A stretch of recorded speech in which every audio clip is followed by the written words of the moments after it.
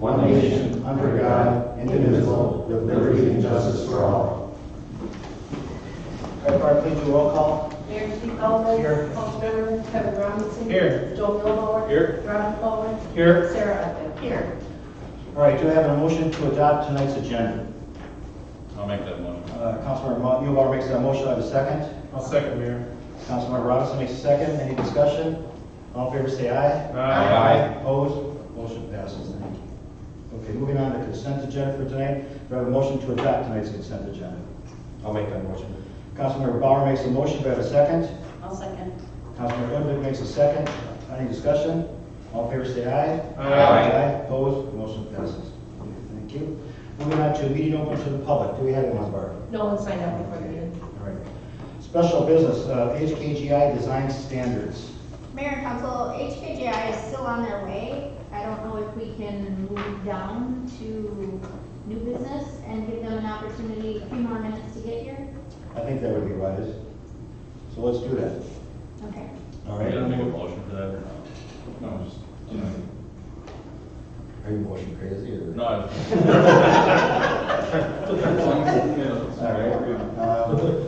Let's move on to new business. Ordinance 251, second series, amending chapter 10, section 71, L1, light industrial to include storage facilities within the permitted conditional use permits CUP, and amending chapter 6 business, this is a long one, regulation and licensing, adding section 14, storage units, self-storage units, second reading.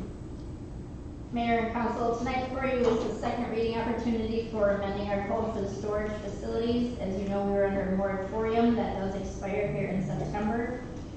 Over the past year, we've looked at various cities and codes, trying to find one that would fit with the city of St. Francis. The recommendation staff put before you is to place the permitting under the light industrial zoning and a CUP process, to put this also under the business regulations and licensing, to put the safety, driveway, circulation, and aesthetics in place as well. On July 17th, the Planning Commission held a public hearing to receive comments. We had no public comments, and there was a couple concerns in regards to the Planning Commission. On August 5th, Council reviewed the changes, had no updates to the changes suggested, and did a first reading. If tonight goes through the second reading, it would be effective September 22nd. Additionally, there's not a summary publication because this one is being published in full. Okay. I don't have any questions because we run over everything. I think it clarifies everything, eliminates the gray areas, and lets everybody know what their position or responsibilities are there. So I'll just go down the line here with council. Sarah, do you have any comments? Rob? I have no questions. Nothing. Kevin? I have nothing, sir. Okay. On that, I will take a motion to adopt ordinance 251. I'm not going to read the whole thing again. Second reading, do I have a motion for that? I'll make that motion. Councilmember Udvig makes that motion. Do I have a second? Second. Councilmember Mulbauer makes a second. This is an ordinance, so it's a roll call. Barb? Robinson. Here. Millbauer. Aye. Belvin. Aye. Bauer. Aye. Edvick. Aye. 5-0. Okay, thank you. Okay, moving on, we'll go back to HKGI design standards. If Brad's ready, or? The projector is warming up. Okay. Yeah, I can get started. Sorry, I have 2 minutes late here. You guys are great all the time. I know. Let's see here.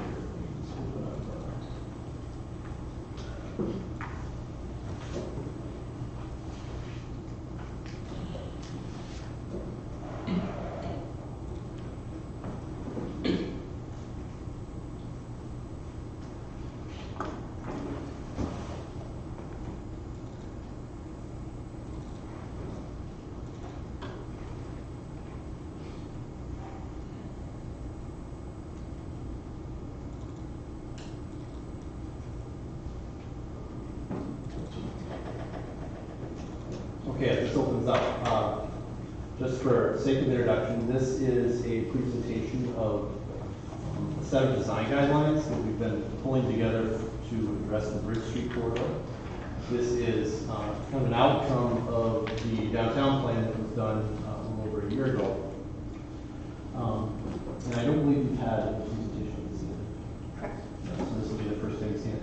And did you just pass out the copies? Yes. Okay, so the intent is for me to introduce this and walk through this with you, and for you then to take home the draft you have and absorb it a little bit, and take a look at it, having the benefit of going through a presentation for me and kind of put it in context. There's no urgency necessarily to this, but the sooner we have it accepted, and what I think ultimately will work from you is just to accept it as a guiding document so that it can be used to help shape future growth and development along the Bridge Street corridor. So I'm going to just walk through the document with you page by page. I'm just going to kind of go quickly through a lot of the different components to it, but just to give you a sense of what's in it and what it's intended to be used for and how it's intended to be used. There's 43 pages to it, but the content is not as long as that. There's some tools at the very end of it that I'll walk through as well. It's built to be easily used online so people can scan it rather than have to go through the entire document. They can quickly see, okay, this is the piece that I know I might be pushing back a little bit on the city, so I want to go to that and see what the city's expectations are. So you can quickly link through here. You can see the hand shows up. I can click on those and that will take me to the document. And then also, if you're familiar with using PDF documents, we've got a legend on the side that gives people the ability to quickly scan and jump around the document. We have an introduction to the document that basically says, how is this document going to be used? What's it used for? And the intent that we've laid this out is it's a guideline. It's not necessarily a rule. And so we talk about other documents that are important as part of when you look to do a project here, I'm going to look at many different tools. I'm not just looking at one. Zoning ordinance is the law. That's the rule that people have to follow. The comprehensive plan is that guideline. That's that 30,000-foot view.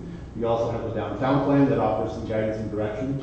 Then you've got things that are specific to the roadway corridor. The Anoka County Highway Design Manual, because Bridge Street's a county road, you have to take into consideration their design criteria, and then we also have state aid design criteria. So all of those things are part of what they look at. These guidelines begin to help shape some of those components and offer direction where there isn't a 1 + 1 = 2 rule that's more subjective.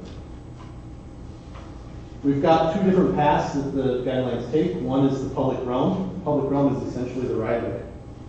Property line to property line. What happens within that area that's part of the public. And then private development. What happens outside of that? And how do we shape that, which is mostly the zoning tool.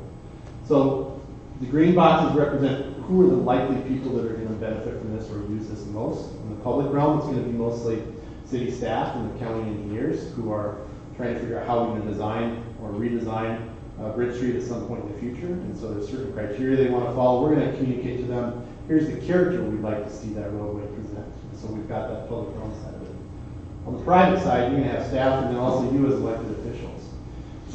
And to a degree, the planning commission as well, who are the appointed officials who are going to be recommended to you. The big thing that I want you to think about is, does this document portray what is desired for us, so that if someone comes to us and says, I need a variance, I need a conditional use permit, I want to amend the comprehensive plan to do something different than what the comprehensive plan says, I want tax increment, I want some kind of public assistance to do redevelopment. If there's an ask, we should be able to get something in return for that. And so the way we've laid this out is said, here's some design criteria that we would like to see. Here's something that's acceptable, and here's stuff that we don't want to see. And so you'll see a series of matrices throughout here. That was what that's intended for. And so this gives you an idea of who are the different folks that might use it with that context in mind.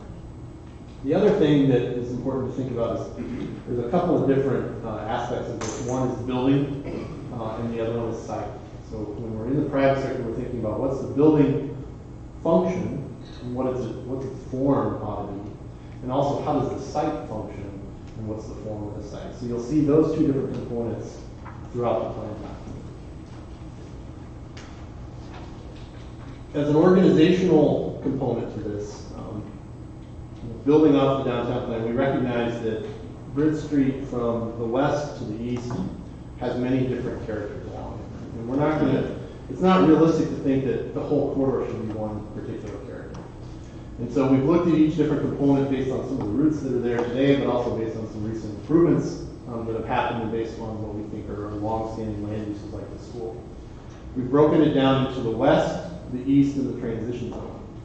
And this little diagram you see here is intended to kind of give someone a quick understanding of where along the corridor we're really focusing on, in certain circumstances where we're really focusing on that side of the corridor. The little squiggly line is interpreted as the river, and then these two circles are represented as the roundabout. And so when you think of the older established block pattern on the west side of the river, we call that Rum River West. When you go to the east side of the river, between the east side of the river and the first roundabout, we call that Rum River East. And then between the roundabouts, we call that sort of the transition zone as you transition out of the older historic part of St. Francis into undeveloped areas to the east. That portion to the east is the most recently improved portion with a pretty established street pattern and a land use pattern to the north that is pretty established as well. So we use those characteristics to talk about different components in a quick geographic look. So we'll start just talking about the public realm. One, we want to think about how do people move through the corridor, but also adjacencies to the corridor. And when we think about how people move, it's not just vehicles, but it's also bicyclists and pedestrians. And then what does it look like? What does the character look like in those different corridors? So those are the key things that we address. Access management, this is a pretty standard set of information that when we think about how driveways access onto the street, and I'll talk more specifically about this as I walk through the different components to it. On-street parking is a really important one here. If we think about how we want buildings to orient more towards Bridge Street to give you an active feel and character along Bridge Street, the reality is businesses today need parking right in front of the door.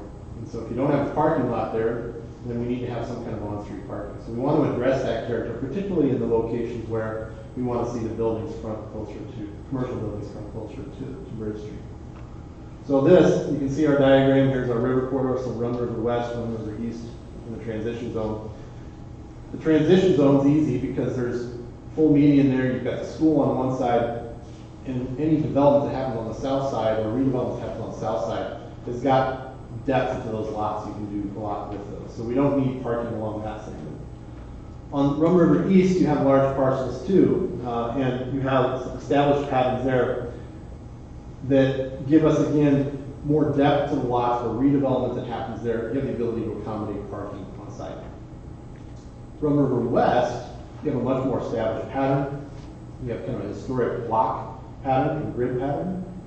And redevelopment there is where we try to achieve that tighter corridor, that downtown walkable kind of historic character look. And so there we're saying we do want parking on the street.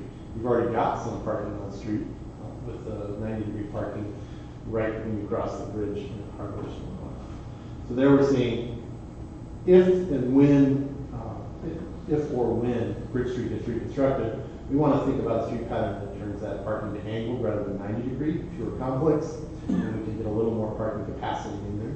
And then we carry that for a little ways where that right of way is really wide. And I'll talk a little bit more about right of way. So this gives you a feel for when the county and the city start to look at what does the reconstruction of Bridge Street look like, we want to think about parking in this manner. And again, this is a guide, it's not a rule. The county's rules probably don't allow parking on a county road, so that might be something where we really have to have some heart-to-heart conversations. And they're willing to look at this as a different kind of corridor. Pictures, try to just give you an illustration. We use pictures rather than sketches to try to give a real character of it, and it was more efficient to do it that way.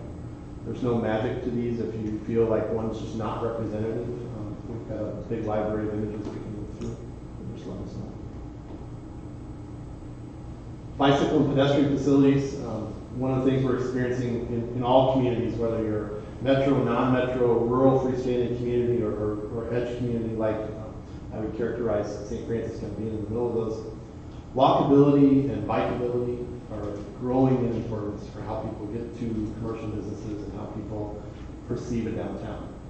And so in this particular case, because we're talking about that public realm, we're recognizing, number one, that there's many different conditions here. One, there's a sidewalk. Where we have commercial establishments up to the street, we really want that core area. We want good sidewalks that are wide, have few conflicts, and also enable businesses to spill out on those sidewalks to the extent that we can corral that and offer that opportunity of liveliness in the area. So we think about wide sidewalks, we talk about distances, and we talk about some degree of site amenities, whether it be trees and whatnot. We talk about sidewalks pretty much just to the west side of the corridor, Rum River West, because that's again where that core area is established. In the east, in the transition zone, it's a different character. So then we talk about multi-use trail.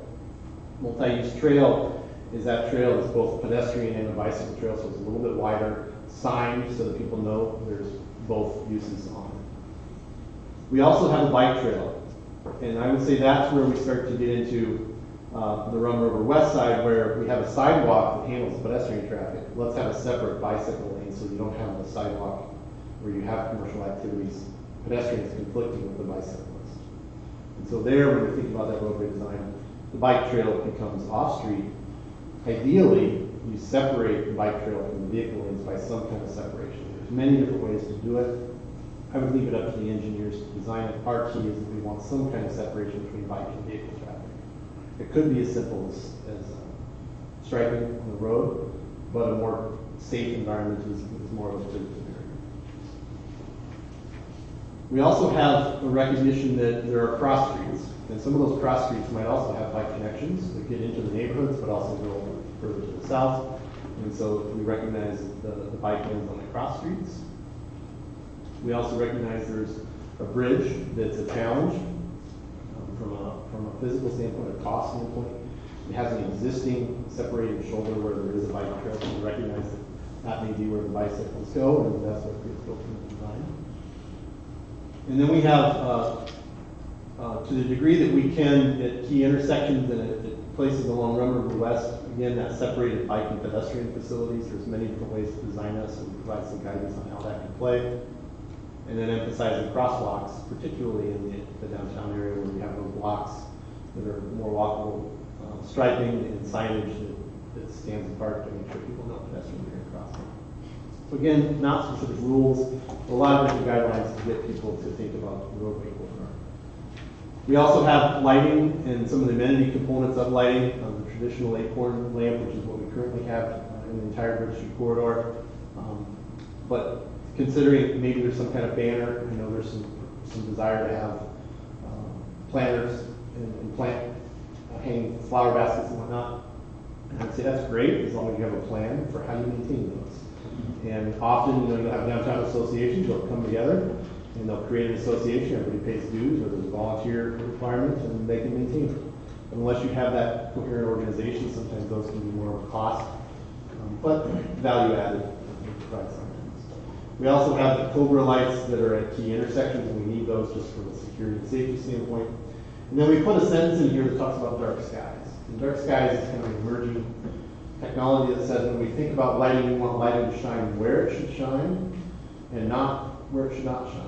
And part of that says that this acorn lamp, when the road gets reconstructed and we're redoing the road corridor, we want to think of an acorn that's actually full cut off the top and the light shines down and doesn't spill out light pollution. So we just have a statement in there that says dark skies, and that's pretty much all the street designer needs to know. Okay, that's what we have to work with.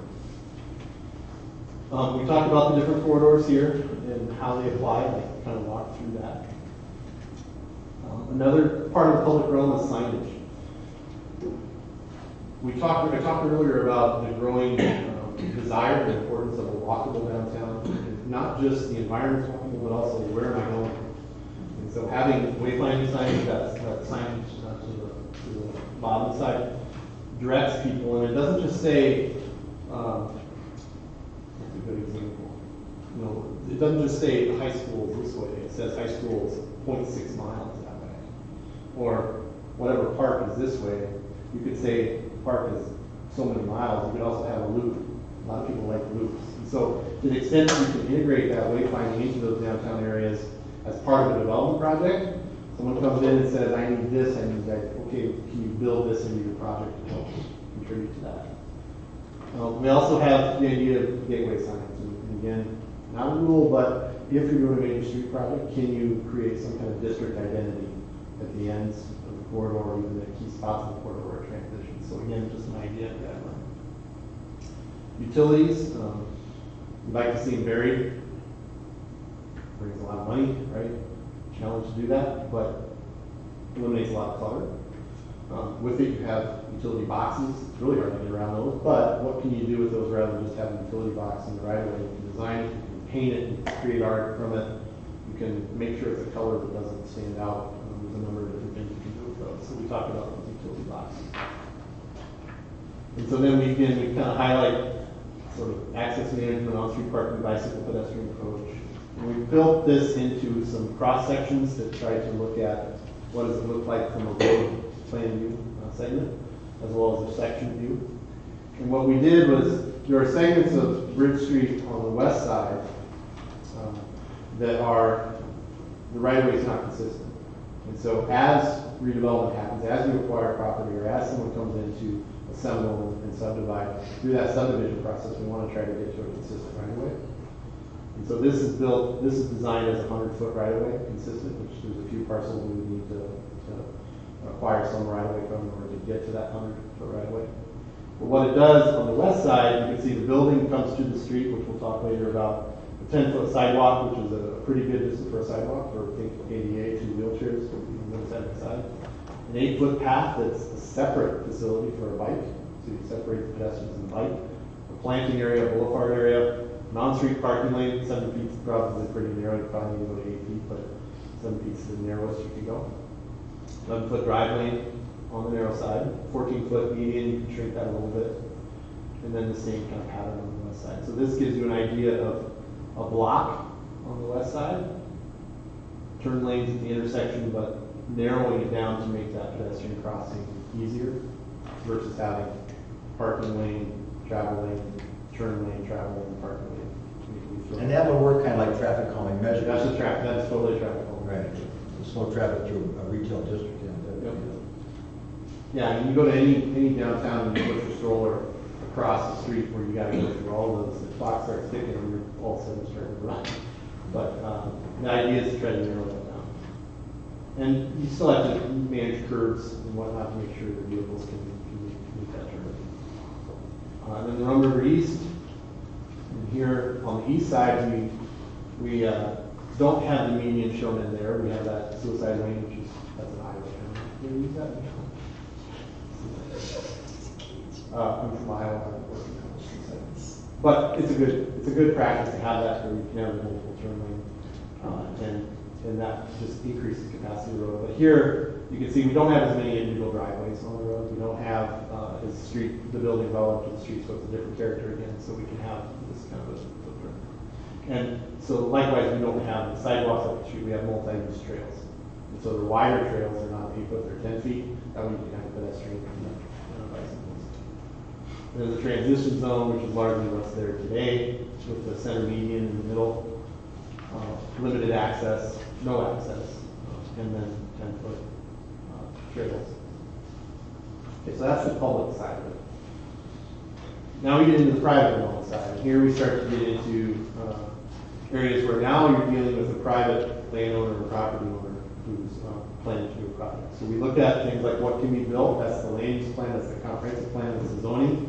The guidelines aren't necessarily shaping that. Those are shaped by other documents. Where does the building go on the site? And all of a sudden we start to talk a little bit differently as we go through this. Zoning ordinance has minimum setbacks. Now we talk about building lines. We talk about where we want the building set. How does the building function on the site? The orientation, from the entries to the street, to the parking lot, to the side streets. Screening and fencing, where does that have to go? We talk about how does the site function? Where is the parking orientation? Where is the access, and how do we deal with stormwater?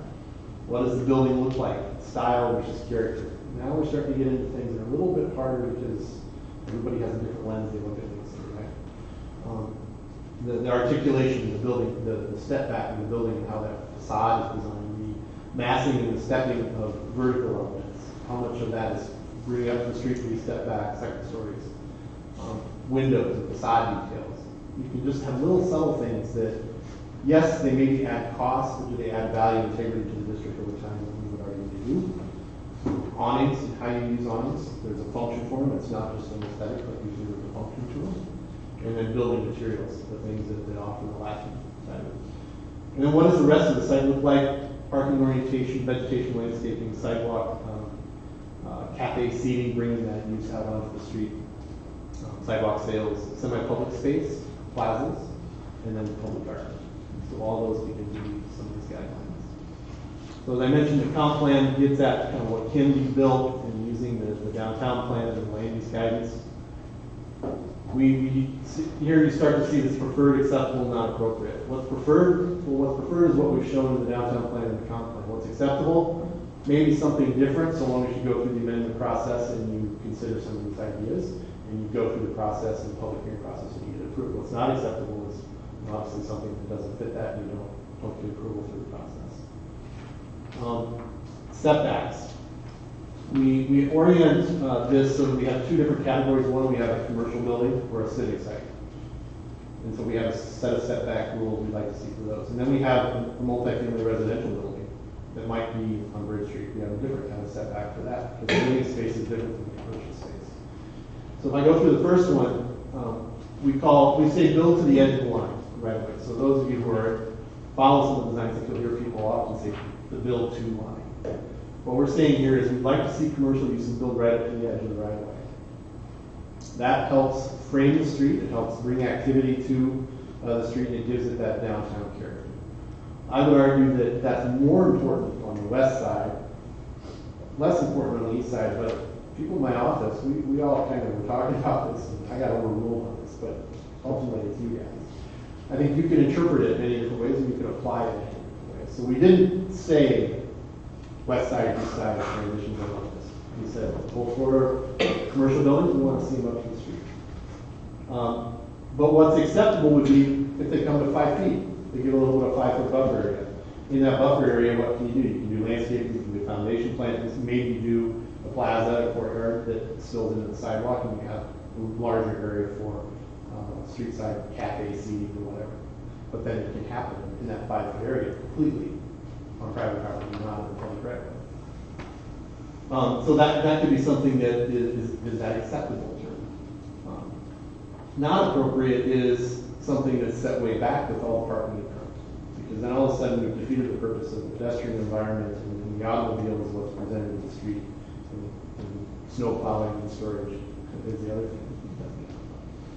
Multifamily residential, the difference there, we're pushing it to 10 feet back, but what we want to see on there are the facade elements, the stoops, the stairs, the porches. Those things can stretch up to the property line, but the rest of it we want to set back. And if you've been to any of these quaint small towns that have redeveloped, like Celebration, Florida, the Disney one is great. You're walking on the street and it's like right there is someone laying on the floor in their living room watching TV. It's too tight in many respects. Some people like that. I don't know that you need that. So we said let's set it back from Bridge Street. Let's give a little bit of a buffer there. And let's also elevate the first floor of the residential. It's kind of a common thing, so that you get it above where the pedestrian is walking. And so that's the key difference there when we talk about residential. Again, we don't want parking out front. Parking can be in back, can be accessed via side streets or via out. Again, these illustrations, these pictures try to show, you can see the residential character, the stoops, the short little setback area, and the commercial area. So how does the building function on the site? Entries are the biggest challenge. When we talk about commercial uses, and I mentioned this earlier, they want to see parking convenient to the front door of the building, so if you're going to put the parking lot in the back, they're going to move that front entry to the back of the building, and that's not what we want. So if we can have on-street parking, it'll work on the road, on the west side.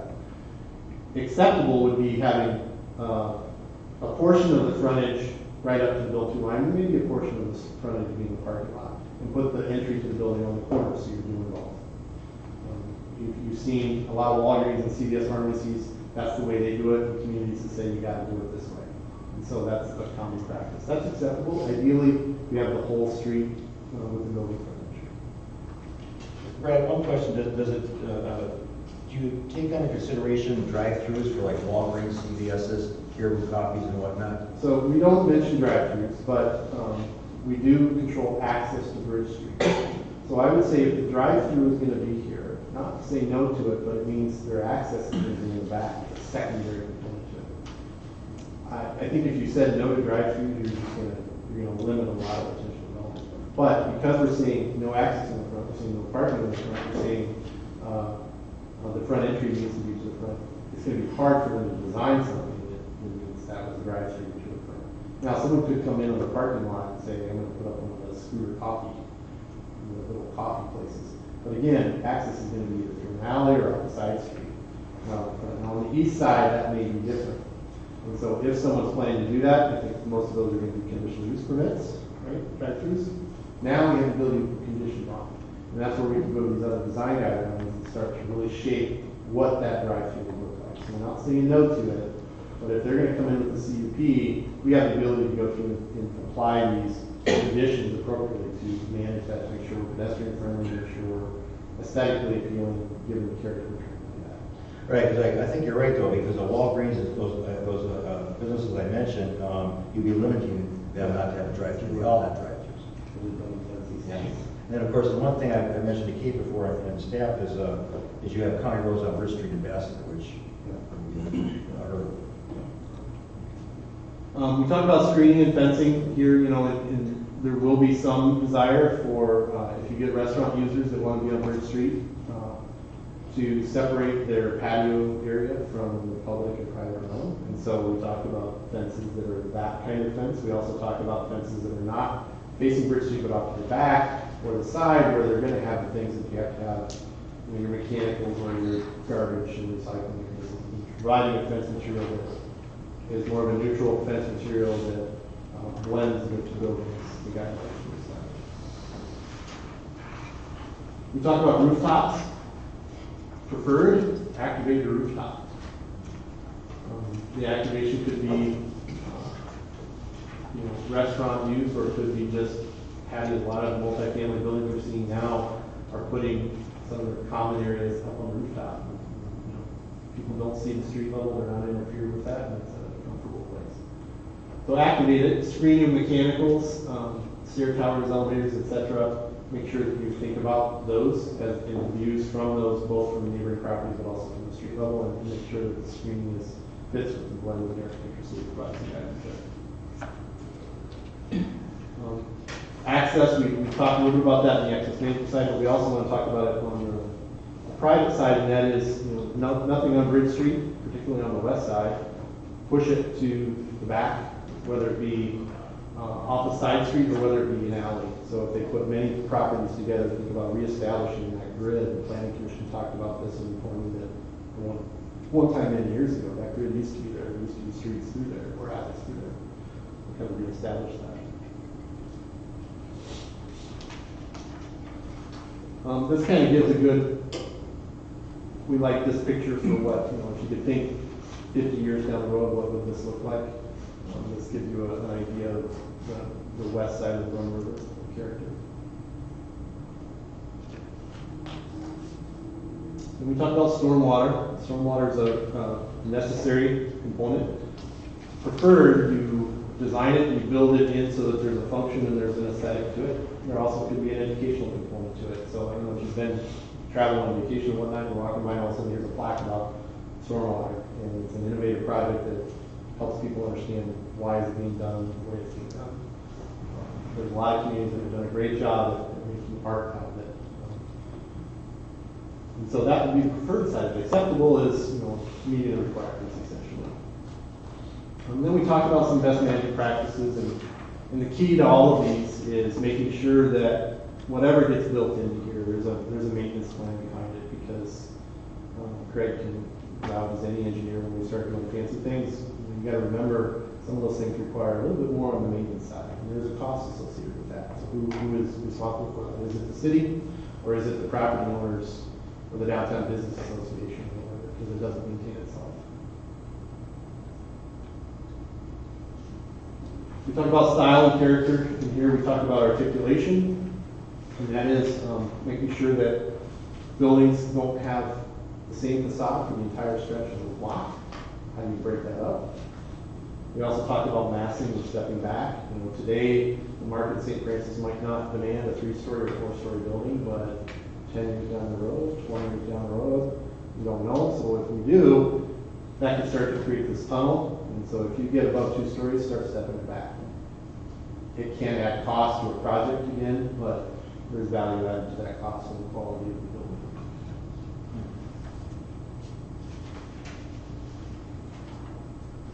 Talk about facade details. And this is where I kind of run into some of the pictures. I don't know if these are the best pictures, but architectural details consistent with the style of the building. And what does that look like? Well, you know, when someone comes in with the style of the building, if they start really messing things up, it becomes pretty apparent. Standard framing of windows and doors, at a minimum, frame them, don't just leave them plain boxes. Awnings, again, we mentioned those earlier. Make sure they're functional awnings. They provide shelter. They also can provide signage. They can also provide kind of character to the building. Signage, we've got a pretty detailed sign code. It needs to be clear, it needs to be coherent, it needs to say something about the property, not necessarily marketing 50% off Diet Coke or whatever. Building materials, we talk about materials that offer more permanence. Staying away from materials that don't offer that permanence. And then we have a number of other things that talk about what's left on the site. Landscaping, we offer some different planting variations and varieties that are natural, that are more suited to the landscape and environment of this area. We talk about sidewalk cafe seating and some guidelines on how to encourage that, because that again promotes active use on the sidewalks. Bringing trails in place and thinking about if someone was to have that while you're doing the design of the site, not after the fact, thinking about how that space is designed to promote that. Semi-public spaces, more and more places offer a place for people to sit and relax and not have to go in and buy something, but it's a semi-public space. And then, as I mentioned, public art. Get engaged with the students at the high school to bring some of what they do out into the community. I grew up in a small town in Shenandoah, Iowa. When I was in middle school in the 80s, we did this big plaque, this mural thing. It's still there today. I love going back and saying, hey, here's what we did. So bringing that public art and making functional things you can sit on. Not things that stay off of touch, but things that can be interactive. And then we have some illustrative examples that try to put all the different things we talked about into a picture. And so someone can quickly go to that and see, okay, it's okay to have parking if we have the front doors here, and we have a courtyard area here, and we have a fence that provides some screening between the parking and the street. We've activated rooftops. We've looked at this common courtyard area. We've brought elements of the building out to the build-to line, even though the whole building doesn't come out to the build-to line. Here's how we can still meet that. So these illustrations just try to give some people some ideas of different things that they can do, and then just a quick imagery. And the last thing we have is a worksheet. This is intended to be how we use it, that someone's looking to do a project, we offer this to them as a guideline. It's on the website along with the ordinance and the comprehensive plan, so someone can see it. And they can go through and say, okay, am I consistent with the comp plan? Am I meeting the setback requirements? What's the relationship to the street? And if I see that I've got no on all these, I might want to rethink my project a little bit. If I see I got yes on all these, my risk level is much more attainable now, and I can invest more in contingency. So it's not intended to throw up barriers, although we hear that from people. Oh my gosh, you got design guidelines. You offer this to say, how can we make your process easier? Well, you can help make it easier by trying to obtain these things, or at least address how you accommodate them in your design. And the last piece that we have at the end is just a matrix where people can look through it quickly without going through all the details of that. So that is it. I would be happy to answer any questions, but again, as I mentioned, we want to just give it context to you. This is a draft. We welcome you to spend some time looking at it, and at a future meeting we can accept it as a guide, and the staff can use it. Well, thank you. I like the Rummer West, Rummer East transition because, Bridge Street is a real challenge for this city, and we've talked to staff about that many times. We looked at it. 47 is a little easier, there's more availability of land on that section and all that, not divided so much up in the school district and that. So I like that concept myself. And again, this is just a guide. Flexibility is in play if it comes down to that. I mean, we come staff, and I would imagine we can look at it from perspective of how it's going to fit in with our city. And be, I don't want to be like Ramsey, where it was really you know, on that town square, you know, if everybody's, you know, aware of that. Town center, rather, I think it was, yeah, town center, where they were very strict with their guidelines and that, and they weren't flexible. And what I had heard over time was they had restaurants come in there and wanted to do their theme, and weren't allowed to do their theme, and of course didn't come in. I don't think that's a good idea for the city. But at the same time, I think it's good to have a good base to work off of, and be flexible where we can be. But I like the breakdown of it, because like I say again, Bridge Street, as you look from Ambassador going towards 9 over the river, is a challenge to make it work. But I like that downtown feeling, small town feeling myself. So it's a good plan. It's a good guideline. I think it's well put together. I'll turn over to council. See any comments, Joe? Well, I like everything I've seen. I think the roads are going to be a challenge with the county roads there, but the pictures are beautiful. Whether or not they can be achieved is a whole other story. Yeah. Again, I like it also. I'm the liaison of the PIA Planning and Zoning, so I got a sneak peek at this. I guess as we move forward, I'd like to see more of the multi-use trail rather than separating the bicycles and pedestrian traffic, to make better use of the street and give the retailers who we're trying to invite in more of a store frontage. I don't think there just allows for a lot, 8 foot here, 10 foot here, etc. But no, I like the overall concept. I mean, you have to have a plan if you want to, like it says, St. Francis Forward, you need to have some type of vision, and whether we stick to this to the letter, but it remains to be seen. But again, as a prospective business person on the outside looking in, this shows that we care about what's going to happen, and you know, come help us shape the vision, you know, if you'd like. Thank you. Bob? It's a well put together plan. I just want to kind of reiterate a little bit of what Robinson said. I don't know if the city can go along with setting the setbacks, you know, with the vision of the streets, or should we go with, let's go get the county's vision of the street and set our setbacks? You know what I mean? We don't want to put the horse before the cart, but I like the vision of how the streets line out. I think we need to be proactive with the street to bring businesses into the storefront. So that would be my proposal is, let's start planning how we want the streets to look and what we can get approved, and then set the setbacks based on that premise. And that, I think, will help the corridor. I would love to see River West all the way, you know, I don't think that the high school in 30 years may not be there. It may be somewhere else.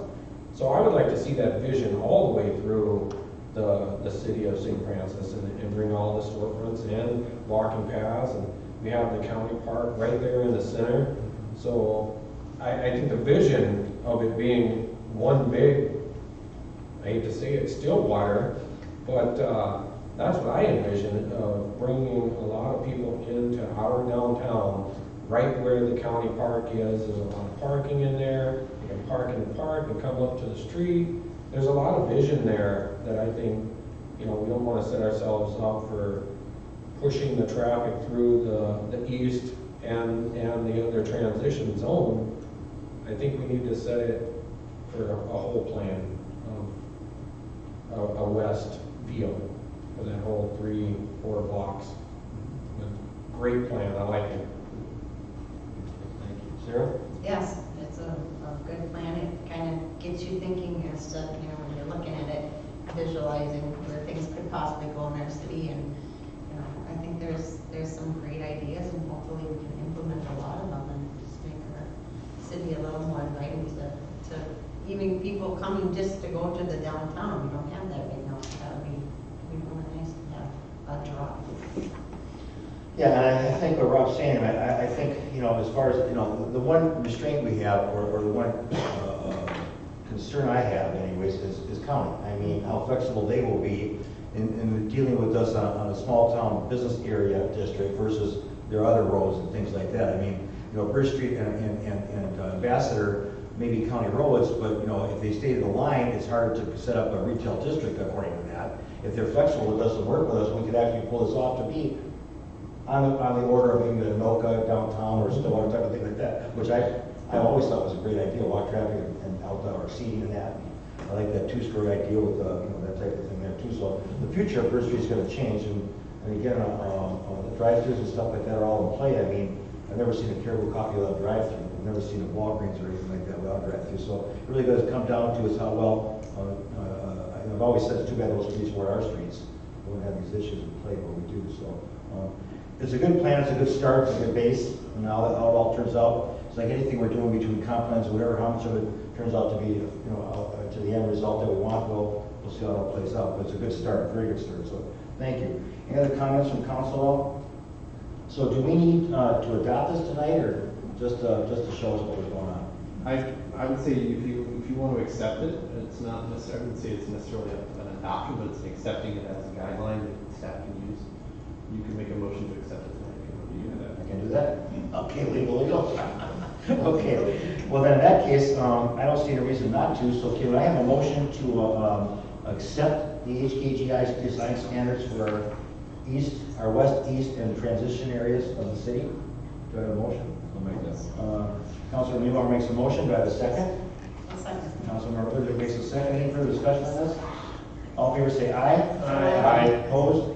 Motion passes. Thank you. Thank you, Drew. Okay. And thanks staff for all the work on that too, by the way. Because that's what it takes, a team effort.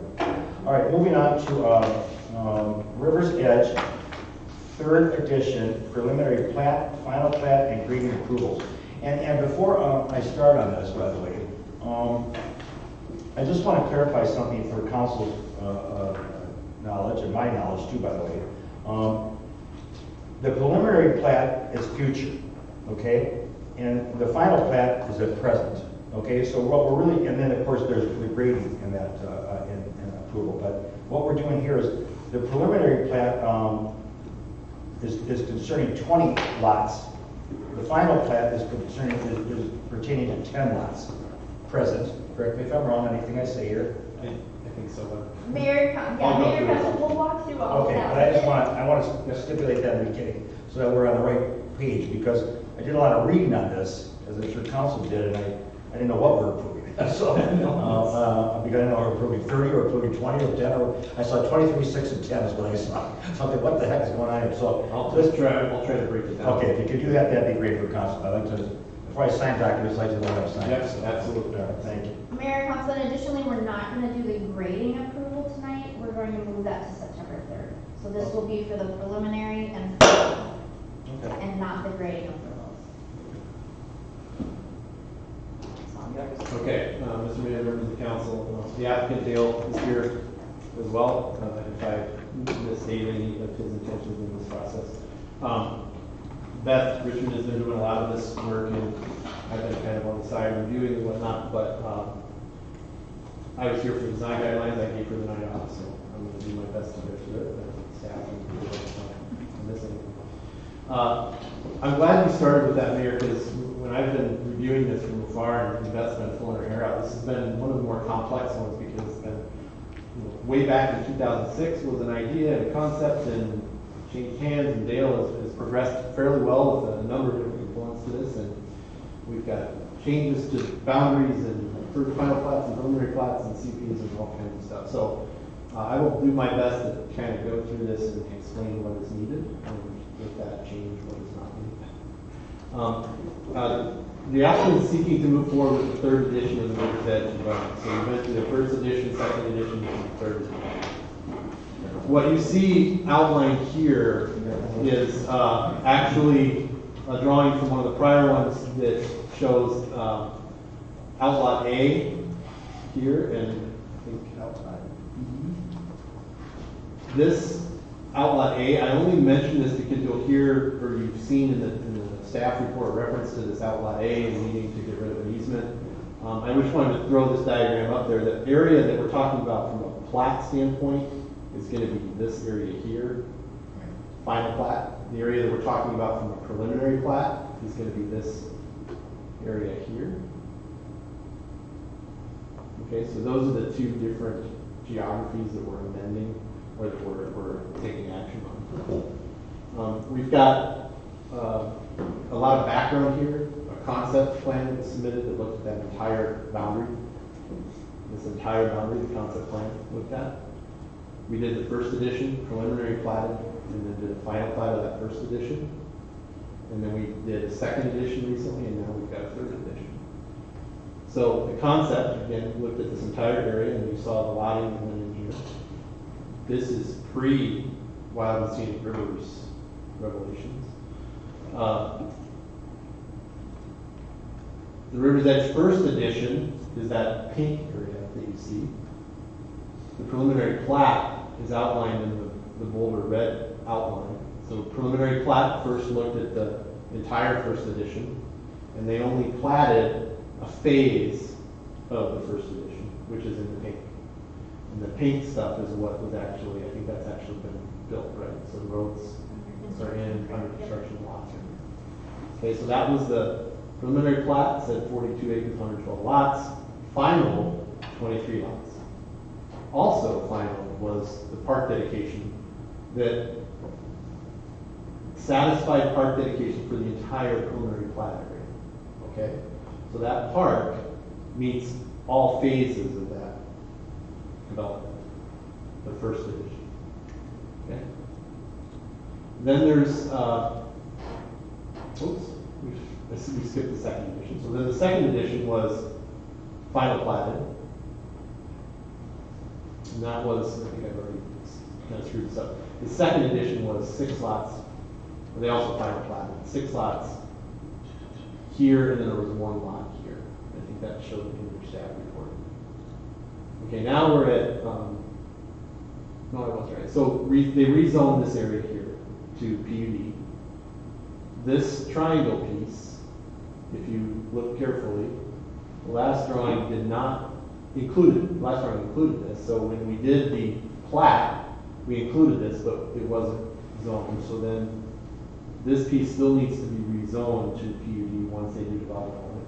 City staff has done the transfer of ownership of the city. City had ownership of that lot. Transferred the ownership, correct? Or it's in Not yet, process? in process. In process. And so ultimately that would be added. But approved by council, right? The sale of the property. I thought, It's in process. okay. We're gonna deal with that. In process. Okay, so that will be added. So this was River's Edge PUD. So this was the original PUD, planning development rezoning. Okay. Then the second edition came in, and the second edition was the 6 lots that you see in purple here. So there's 1 lot here, and there were 6 lots over here. Okay, so now we have 5 villa lots, which these are the villa lots. So now we have single family home in the first edition. Now we have some villa lots in the second edition. Okay. So now we're at what the request is today. That means requested the following: a PUD amendment and preliminary plat. And I'll talk more specifically about each of these. Pre-approval of grading, which Kate just said will be moved to September council meeting. So we'll take number 2 out. Number 3 was final plat and final PUD plans. And so that was what the mayor was referring to. There's going to be a final plat of that preliminary plat, which is a phase of all of that preliminary plat.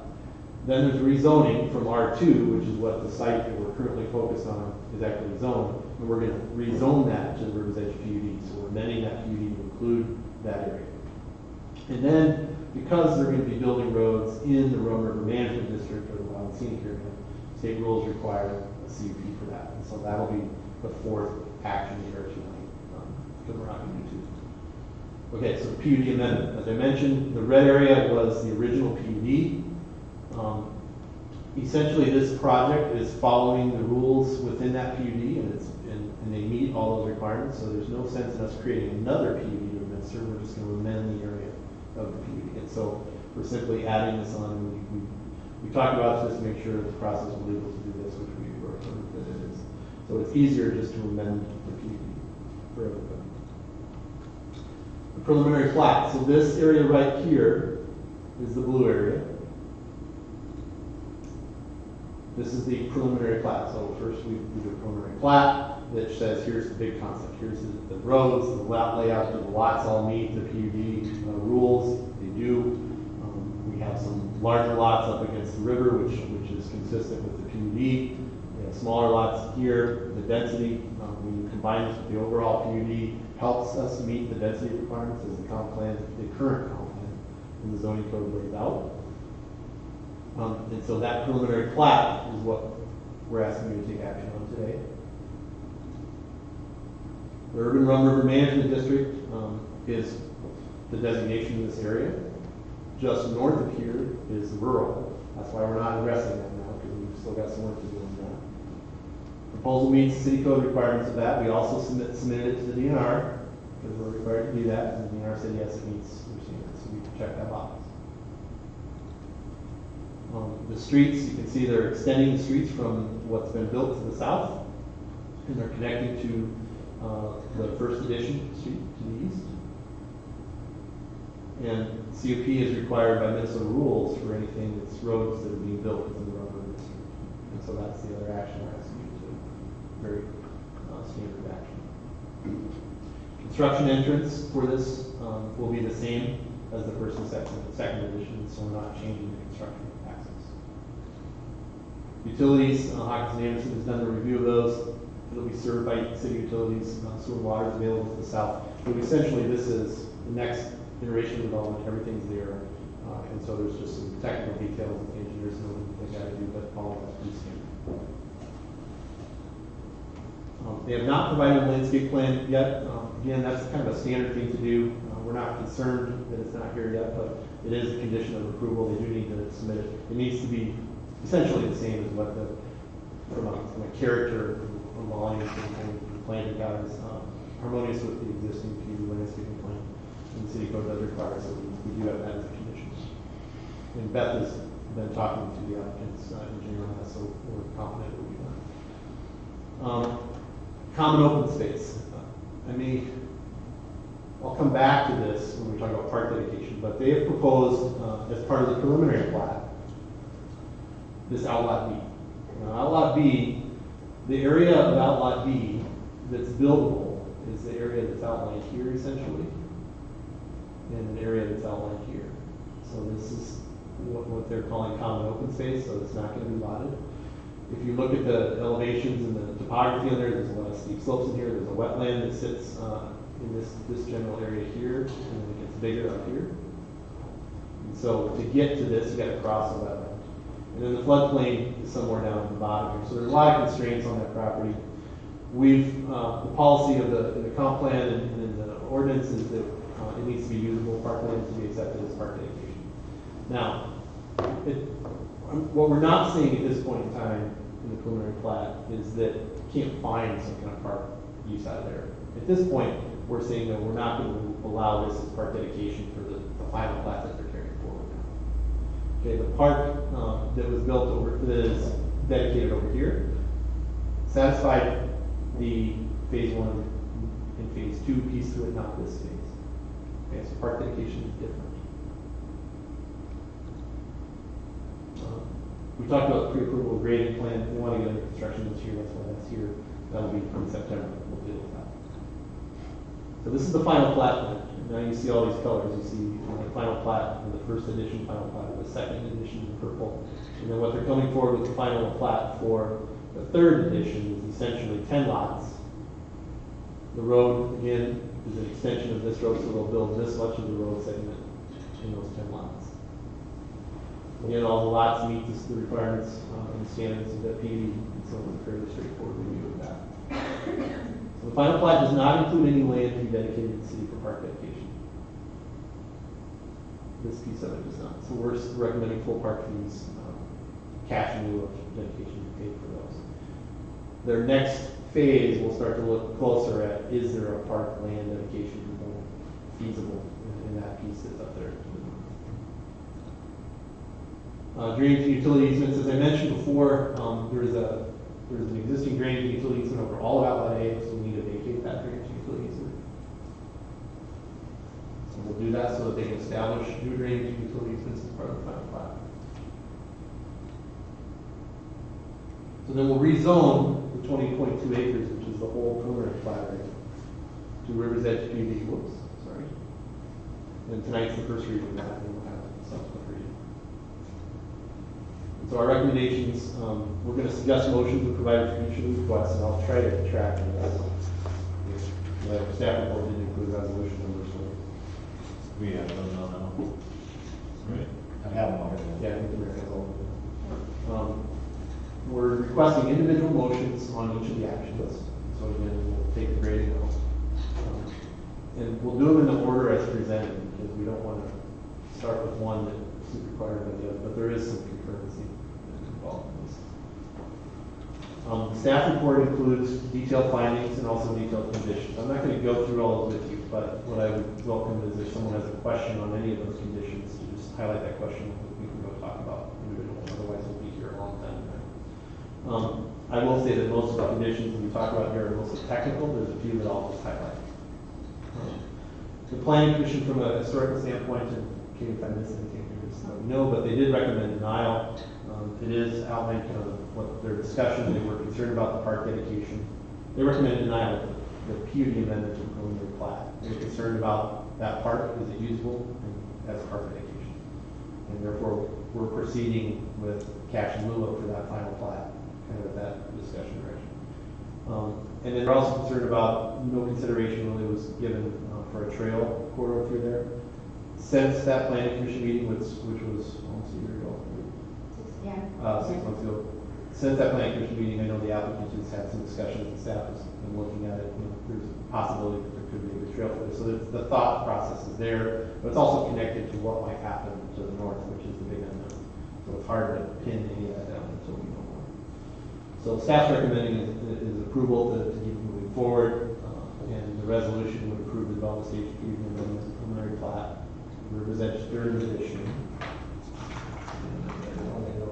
So the resolution that is in front of you is number 33, correct? For the amendment, the PUD amendment to the preliminary plat. Now, should I go through all of the actions first, or just take these one at a time? I guess would council prefer to take these one at a time, or how would you like us to move forward with this? Probably one at a time here. Okay. I have some Yeah. questions here, so. Okay. Are we open for questions here right now, or? Yeah, why don't we just open the question? All right, first of all, on that city-owned land, I just want to make sure, we did have a discussion either at a work session, or did we not? I mean, I recall this land being discussed. So. Yes, Mayor and Council, that land is being discussed. We haven't finalized the transfer details. Okay. It had to go through a lot split, so Right. we have taken care of that. We are at the point now, that corner Right. piece.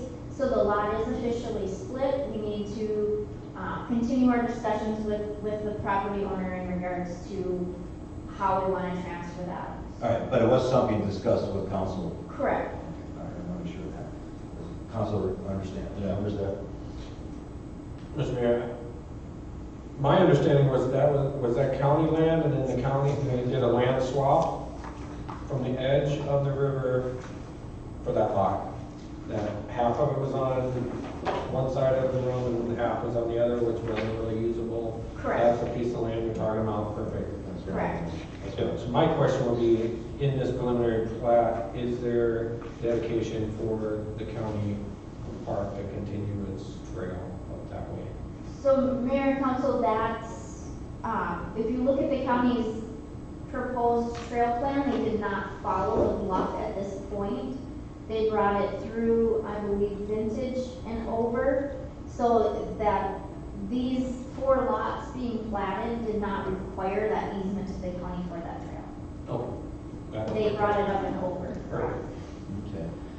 All right, thank you on that. And then also I want to mention that the 7.5 foot setbacks versus 10 and 6 that are normal, and then we've done 5, but the 7.5, that gives us 15 feet between structures. Now, is that 7.5 off a garage, 7.5 off a house, or whatever? Doesn't matter, it's just 7.5 feet off each property line to where the structure is? Okay, so garage or actual building? Correct. Okay, so just so it's 15 gross between the, total between the two. And that's consistent with what was approved in the earlier PUDs. Okay, and then, let's see, signage, you're gonna be doing signage, eventually the houses will have the addresses on them, eventually? Okay, and then also, just for clarification, when we're compensating parkland for for financial amount of money, it's $2,500 per lot, per lot, right, per lot, just so council knows that. Okay, just some verification on that. And then also, once again, just to let you know, and correct me if I'm wrong on this too, by the way, but what I discussed with this preliminary, again, concerns 20 lots, okay? But what happened is, as he goes to final, let's say 5 more lots, he wanted to do a preliminary, they're amending that area. So he'll come back and do a final on 5, or he might come back and do a final on 10, or you might do 20, you might do the whole thing, you don't know. But this gets the motion in play, the process in play, by expanding, amending the PUD area. So really what we're doing is just making it all planned unit development. And then again, how many, we're giving a final plat for the 10, but the 20 depends on how much he comes back at. He might come back at 4 5s or 2 10s or whatever it may be. That will be up to him and his builders at the time of the market. Correct. So I just want to clarify some of these things for the viewing public and of course the council itself. On that, any questions by staff and council here? So I want to mention, Kevin, you have some questions before we start doing the voting on that? I'm just curious, as far as drainage acceptability, there's a development, and I'm sorry if the streets escape me, but as I learned over the last year and some, and Paul's familiar with this development, it's to the north of the hardware store, Bridge Street. There's a large, there's some homes that come together, and when there's an awful lot of water, rainfall, this area fills up. It was explained to me in the past that the realtor should have explained to the people, yada, yada, yada, a lot of finger pointing and stuff should have been done, or engineers there should have been something done. Now these people have this thing that happens periodically, and that if you were the homeowner, it would be a problem to you. To the people who aren't homeowners there, it's not a problem. So I want to make sure that in the future that something like this doesn't happen, and the finger pointing, and they should have known, and the realtor should disclose, homeowners should be knowledgeable. All that aside, is anybody going to be in trouble and have a pond where they didn't want a pond, either for a minute amount of time or a large period of time, as we do some of these developments? Mayor and Council, this is the development that we've been struggling with is our River Terrace development. And part of the challenges with that one is it had a plan that had been approved with a grading plan, and then it was redesigned. Okay. So some of the breakdown comes from it being redesigned.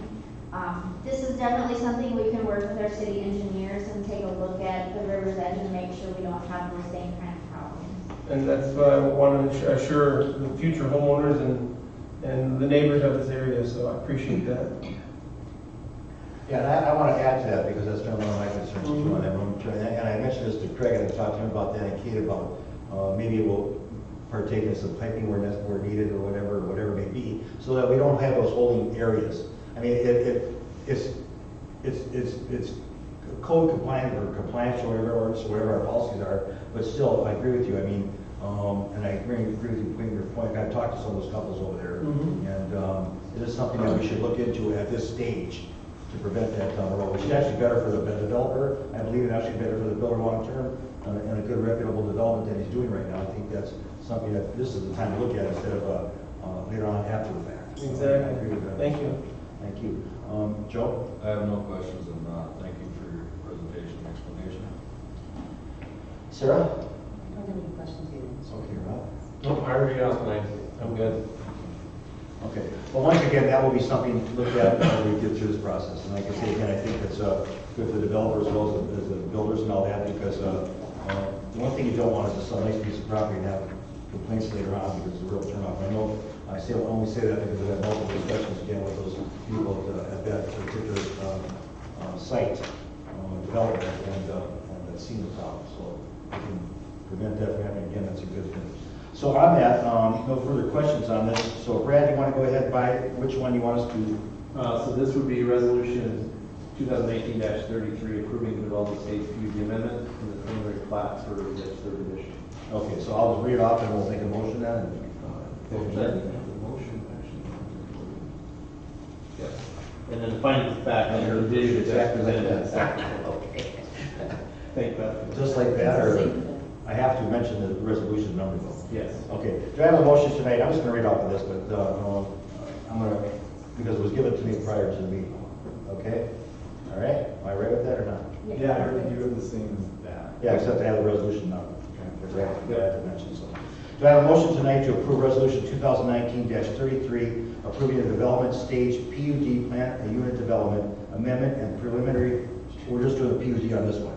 Amendment preliminary plan for Rivers Edge 3rd edition with the findings of fact and conditions presented by staff. Do I have a motion? I'll make that motion. Councilmember Newmark makes a motion. Do I have a second? I'll second. Councilmember Robinson makes a second. Any further discussion? All in favor say aye. Aye. Opposed? Motion passes. Thank you. We have the next one. Okay, the next one then is the final plat. And so this, if you recall, is just that piece of what we just approved with the larger piece. So it's these 10 individual lots for the final plat. Okay. All right, so do I have a motion tonight to approve resolution 2019-34, approving the final plat for the 3rd edition of Rivers Edge with the findings of fact and conditions as presented by staff? I'll make that motion. Councilmember Bauer makes a motion. Do I have a second? I'll second, Mayor. Councilmember Robinson makes a second. Any further discussion? All in favor say aye. Aye. Opposed? Motion passes. Thank you. Moving on to the next one. Okay, the next one, resolution 2019-35. Oh, wait, that's right. Ordinance. I'm sorry, ordinance. Sorry. Right. Ordinance, so this is approval of ordinance 252, which would be approval of the first reading of the ordinance approving the rezoning of Outlot A, Rivers Edge First Edition, from R2 to Rivers Edge PZ. Okay. And the outlot A, is that the 6 units? So that's the portion of Outlot A. Oops. Let's see here. So this is Outlot A. Okay. All right here, so it's this portion of Outlot A. Okay, that's the portion of it, okay. All right. I got mixed up there. All right, so do I have a motion to approve ordinance 252, second series, first reading, approving the rezoning outlot A of Rivers Edge First Edition from R2 to Rivers Edge PUD Plan Unit Development? I'll make that motion. Councilmember Newmark makes that motion. Do I have a second? I'll second. Councilmember Goodrick makes a second. Any further discussion? This is an ordinance, so it'll be a roll call. Mueller, Aye. Feldman, Aye. Bauer, Aye. Ludwig, Robinson. Aye. All right, thank you. And the last action for your consideration tonight is the resolution 2019-35, which would approve the conditional use permit that allows construction of public roads within the Rum River Management District. Again, with the findings of that, the conditions. Okay. All right, do I have a motion tonight to approve resolution 2019-35, approving the conditional use permit CUP allowing the construction of public roads within the Rum River Management District with the findings of fact and conditions as presented by staff? I'll make the motion, Mr. Mayor. Councilmember Goodrick makes that motion. Do I have a second? I'll second. Councilmember Bauer makes a second. Any further discussion? All in favor say aye. Aye. Opposed? Motion passes. Thank you. Very impressive. Thank you. You're welcome. I have a motion to delay winter 1 month. If you want to go for a year, I'll pass it around. With all the rains, been some delays. We're going to try to get the 5 units in there this year. Well, if I had any power bad this council did, I'm sure we'd pass it. I can tell you that. This 10 unit might not happen this year. We've been pushing. It's just hard to find people. They're all a month behind. So thank you for your pass. We can only do what we can do. We're there to support you, so thank you.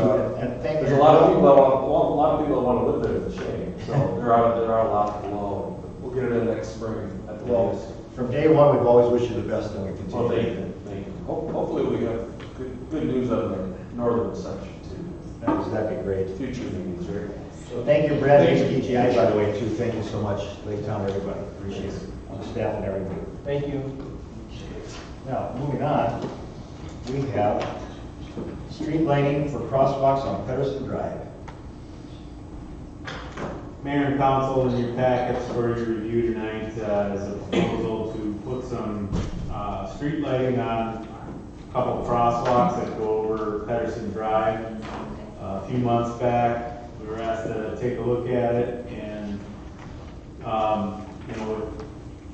with everything that's been happening with the actual large crosswalk over Highway 47 and the accident that happened there, some folks asked us to take a look at these other 2 crosswalks that we do have on our Pedersen Drive. If you recall, there are some flashing solar-powered pedestrian crossing marking signs that are there, but there are no overhead lights or nighttime illumination. So we asked Conexus to take a look at it and try and find us as an expensive way of lighting those and effectively lighting those crosswalks.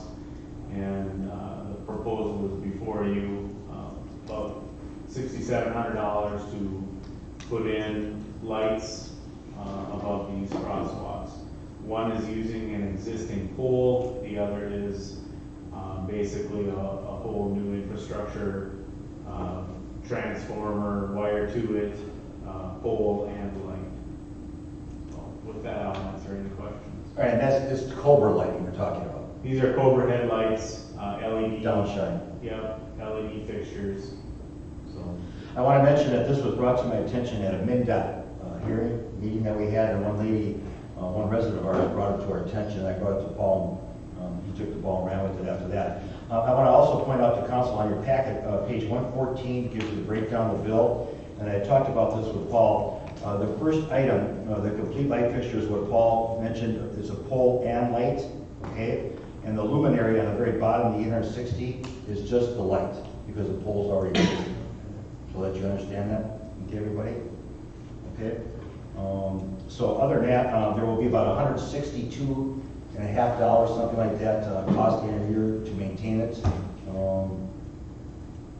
I think it's like 676 times 2 times 12 is what our cost is to maintain it. yes. Okay.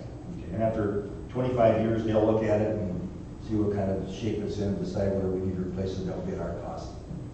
Mayor and council, that monthly fee that we pay Conexus is on the majority of all lights in St. Francis.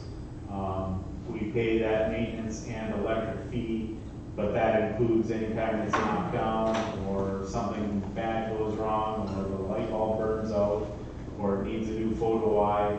All that maintenance is included. All we have to do is call them and let them know to come out and fix it, and they do, and there is no charge. So. Right, because they've got a part of the infrastructure where we can do it like that. Sarah, I'll start with you. Any questions on this? No, I don't think so. You know, I think we have a lot of lighting issues in our city. This is one step towards making it a little bit safer for residents walking around. I agree with that. Rob? No, I don't have any questions about, safety aspects of it. I think it's a good idea. I was just kind of curious, maybe about solar. Could save, $2,500 for boring and footage. I wish I would have saw a solar comparison to light those, but I don't know what I'm looking at now as far as a price difference, but for safety aspects, yes, we need some lights there. Well, on that solar thing, I always am pro solar renewable energy, but at the same time, that line power takes out that factor where the sun's not shining. You have consistency. I mean, that road, we've had issues, Todd, with 70-mile-an-hour road travelers down that road in the 30-mile-an-hour zone. I know I've read one of your off-week memos. So safety is a big thing. Crosswalks, crosswalks have been a pain in the city everywhere else we go around. I don't understand. When a pedestrian enters a crosswalk, they have the right of way. Am I right on that? Yes. And how do we get out to the public, I'm not sure. It's a statewide problem, recognizing that. Yeah. Joe, what do you have to say on that? No, I'm all for it. Also, I know this is the area too where we had a lot of break-in issues last year, for sure. So I'm all for it. Okay, Kevin? I'm all for it as well. I think it really illuminates what's been a long dark corridor. And then also it'll increase the foot traffic to any of the commerce that's to the northeast of there. So I'm all for it. And I noticed here that the funds are available to complete this work in the street lighting line item of the street yearly operation and maintenance budget. So Paul, based on what Rob said, would you agree that line power would probably be the best thing for this versus solar? Mayor and council, I am not aware of any situations where Conexus provides any sort of fixtures or lighting that they would maintain and then have it be a solar fixture. I have not heard of them offering that service. I know, they have a program where you can buy a solar panel and pay for that solar panel, and then you get some rebates, through your electrical costs. But I don't know of any fixtures where they're actually providing a solar panel that powers that, through an entire night. So in other words, we'd have to supply it, or we don't. Yeah, it would likely be our own fixture, and we would maintain it and take care of it. Yeah, see, the offset is you have 25 years of them maintaining Yeah. this. So, I mean, there's an offset here, but really when it comes down to $6,700 to save a life, safety is a key factor for me as council. Okay, so what do we need here from the council on this? A motion to accept this tonight then? Or go with it, or approve it, or what? I think just authorizing me to proceed with the work as quoted. So do we have a motion for that, or just a Motion consent? second. Okay, motion. Gentlemen, proceed. All right, so do I have a motion to have Public Works proceed with connections of the street lighting for crosswalks on Pedersen Drive, two lights, one pole, power, and the contract, everything that goes with it. I'll make that motion. All right, Councilmember Mulebauer makes that motion. Do I have a second? Councilmember Frederick makes a second. Do I have any further discussion? All in favor, say aye. Aye. Opposed? Motion passes. Thank you, Paul. Thanks, staff, for what we worked on that. I think that's a really good thing to happen. All right, now, second meeting of the public. I don't see any. Okay. Okay. All right, moving on. Paul, you're up again with your department. Mayor and council, in your packets tonight is our monthly public works reports. Starting with our streets and parks report, you'll see that rain has definitely been a factor. As our developer that just left, it definitely causes our gravel roads to need to be graded more often. So we do have some grading in there for July. And obviously it causes our grass to grow, and we have a significant amount of grass that we're mowing and taking care of. So that consumes most of our time. Cleaning catch basins obviously is important when we're having the large rainfalls that we are. And unfortunately in July we do have more than usual hours related to vandalism in our parks. So moving on to the water and sewer reports, even with the amount of rain that we have, you'll still see a significant amount of water sold, almost 20 million gallons. That is reflective of people watering their gardens, watering their grass, washing their cars. That water generally, if you see the total influent for the wastewater plant, you'll see that we have 9.3 million gallons going into the wastewater plant. So that tells me that we have roughly 10 million gallons of water that month being used on gardens and lawns. So significant amount of water to keep things green.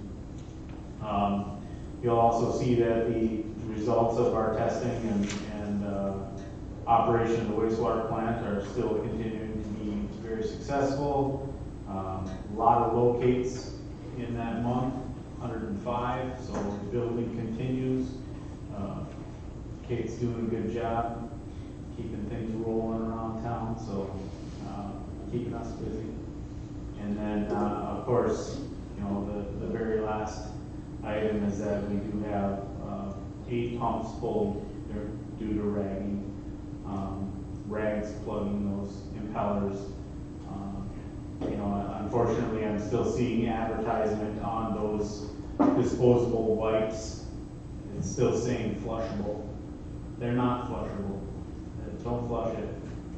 Throw it in the garbage can. So, with that, I'll answer any questions. Right, and I saw the 50 rereads of meters. Yes. And I just want to say at this particular point, when we're going to upgrade these automatic meter reads, this should help that out too, by the way. Yes. So in time, it's one of the advantages of being in control of the meter reads. the building will still go through Opus, but our staff will be in control of it, which is, I think, a really good thing to do, and hopefully drop these rereads and be more accurate, because when you're charging prices like this, we need to be accurate to the public, and catch problems before they go out of hand. I saw the pictures, I'm sure council did, as far as the off-week memo and that, and it boggles my mind. I've said before, in the trades, if I had an electrician, a taper clean out an electric box for an electrician, they wouldn't pack an electric box full of mud. My point here is, if we have residents cleaning those lift stations, we might have less problems with those lift stations, but we can't.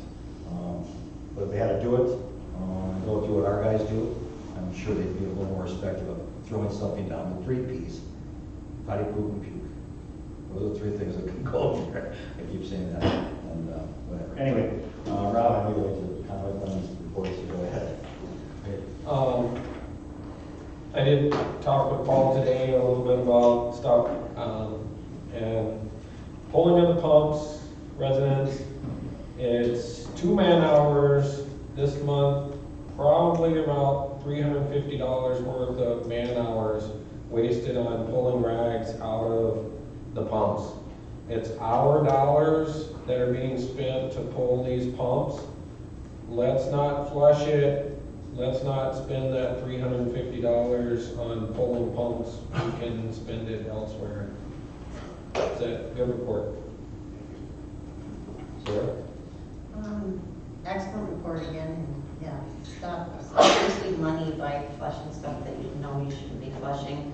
I will say that I did have a few people contact me after Farm Night to Unite, and they're kind of curious if we can possibly look to increase some benches around the playground area, because there's not a lot of benches there. We can, we have the one bench kind of off to one side, but there's not a whole lot of seating around the actual playground.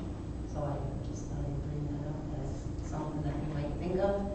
There's the one picnic table that's a little closer, but that could potentially be moved back further and add some seating kind of further.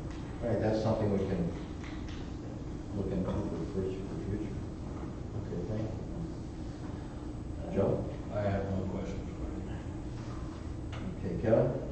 Very good report, Paul, as usual. A couple questions. LaPage, the recycle bin, do you feel something like that was worthwhile? And yay or nay, are any of our employees involved in that event or on site during that event? So the events that are held at Bethel throughout the summer are part of our whole recycling plan for Anoka County. Those events, we do have city staff there, but we also have some paid volunteers.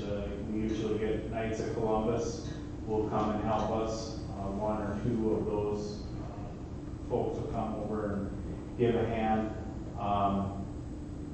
Having them at the LaPage site really helps to kind of eliminate any extra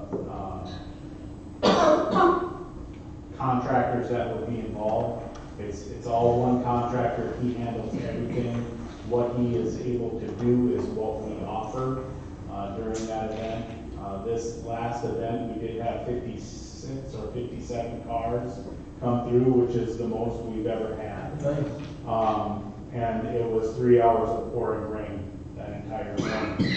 So to have that many cars come through when it was raining constantly was really good.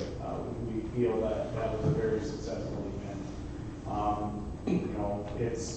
It's growing in population.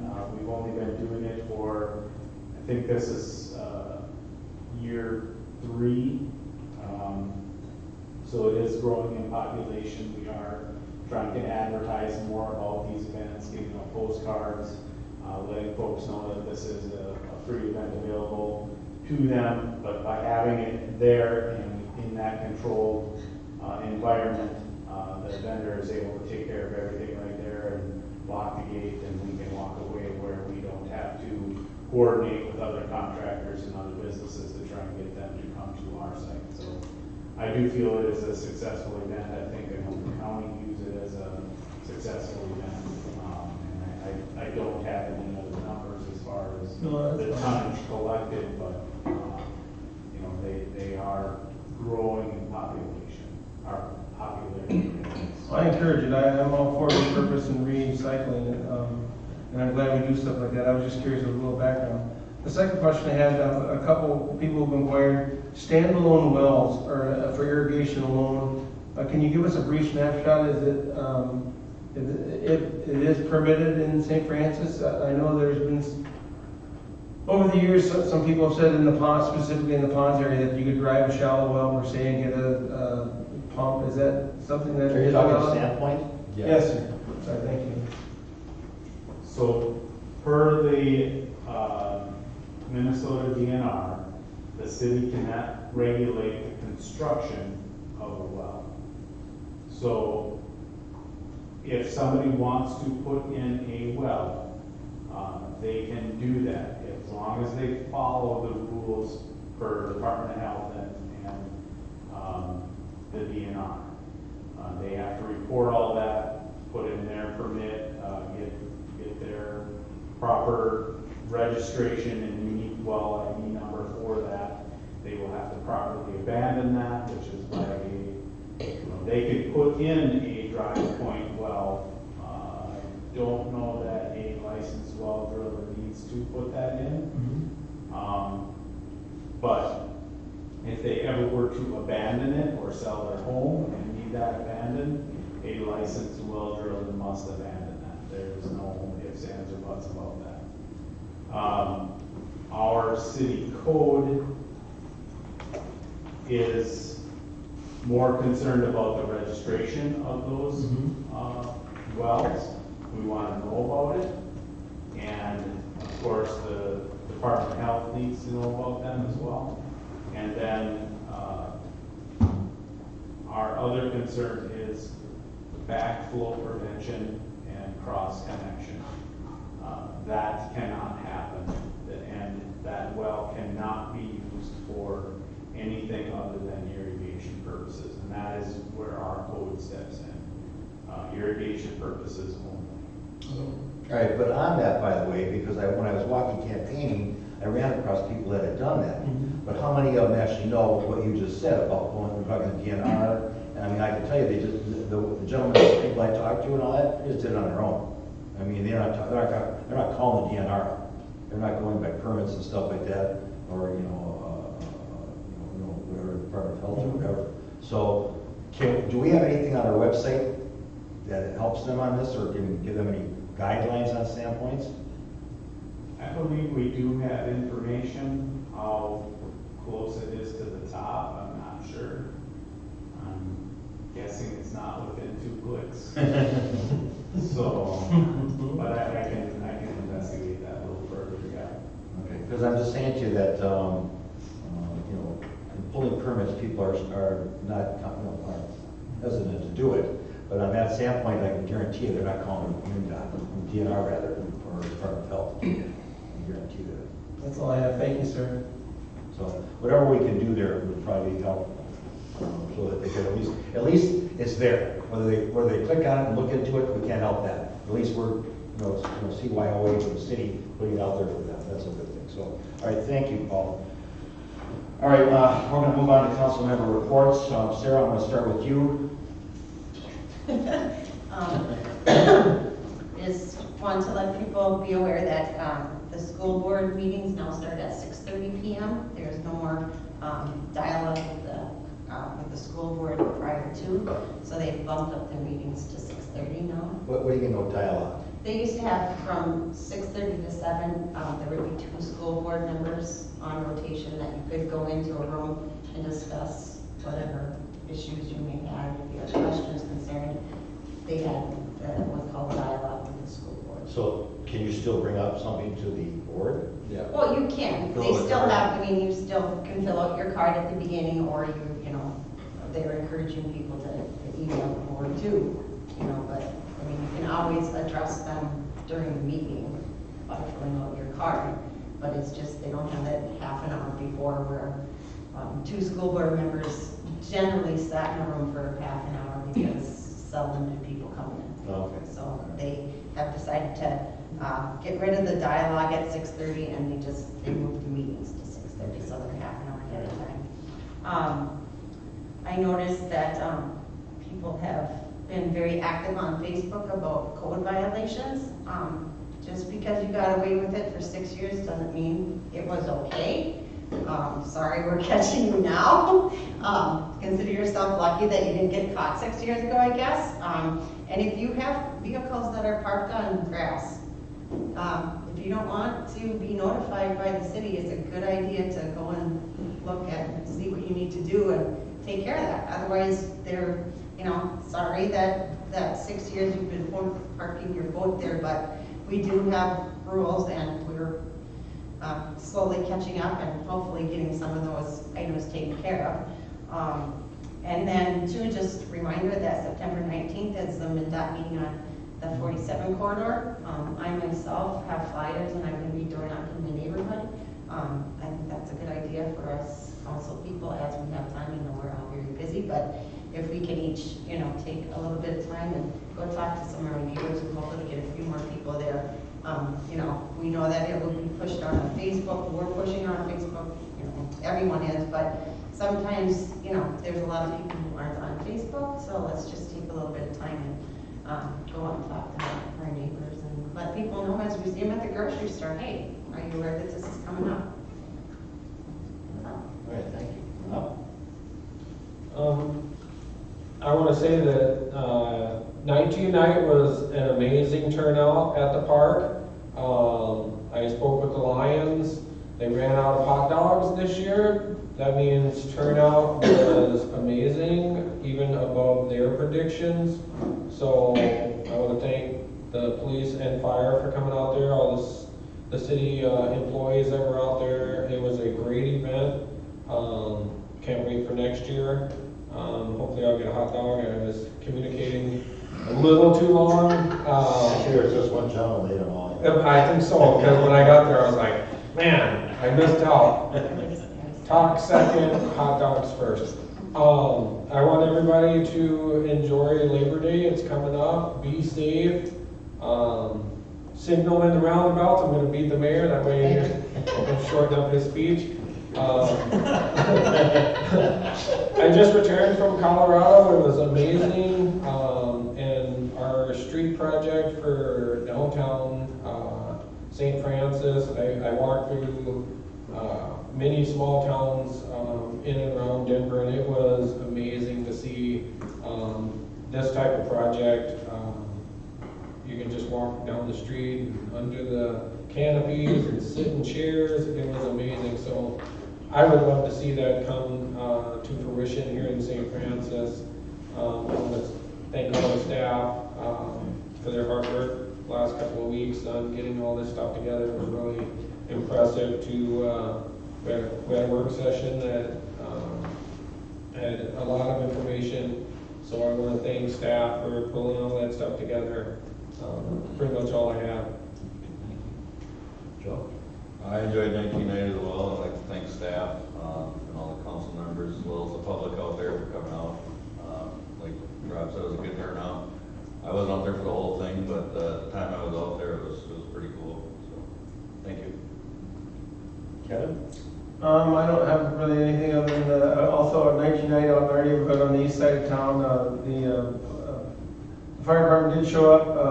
Our momentum as far as people that came, it was like we didn't get any RSVPs. We have 40 homes out there. It started really slow and going, oh no, this is going to be a flop. And then within 45 minutes, we had over 50 people with kids and families and moms and dads. But the fire department, I want to kudos to them for coming out. They spent at least 40 minutes out there. And my wife, of all people, was concerned about the jaws of life. I don't know if she had plans down the road to get me in trouble or not, but they were showing the new equipment that we've invested in as a city. But the kids, all the kids got in the line to use the hose and the spray apparatus, and it was really awesome. So again, thank you to staff for putting that together. And otherwise, have a safe Labor Day weekend that's coming up.